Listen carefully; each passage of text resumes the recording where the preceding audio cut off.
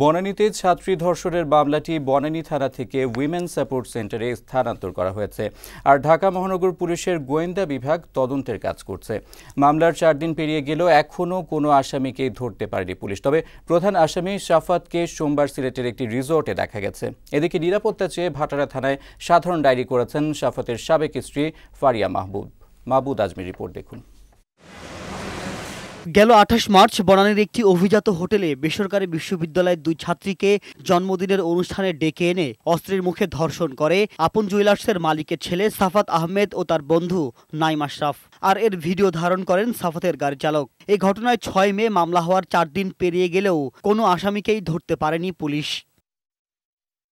তবে প্রধান আসামি সাফাত সহ 5 জনকে সিলেটের একটি রিসোর্টে দেখা গেছে বলে জানিয়েছে ওই রিসোর্ট কর্তৃপক্ষ। পুলিশ বলছে সাফাত ও তার সঙ্গীদের ধরতে অভিযান অব্যাহত আছে। সিলেটের গ্রামের বাড়িতেও সাফাতকে পাওয়া যায়নি বলে জানিয়েছে স্থানীয় পুলিশ। এদিকে বনানী থানা থেকে ধর্ষণ মামলাটি উইমেন সাপোর্ট সেন্টারে স্থানান্তর করা হয়েছে। এর সাথে কাজ করছে ঢাকা মহানগর পুলিশের গোয়েন্দা বিভাগ। অন্যদিকে সাফাত আহমেদের সাবেক স্ত্রী ফারিয়া মাহবুব নিরাপত্তা চেয়ে ভাটারা থানায় সাধারণ ডায়েরি করেছেন। ধর্ষণের ঘটনা তদন্তে জাতীয় মানবাধিকার কমিশনের 5 সদস্যের তদন্ত কমিটি আজ থেকে কাজ শুরু করেছে।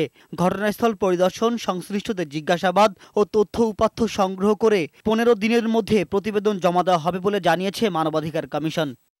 মাহবুদ আজমি, বৈশাখী সংবাদ, ঢাকা।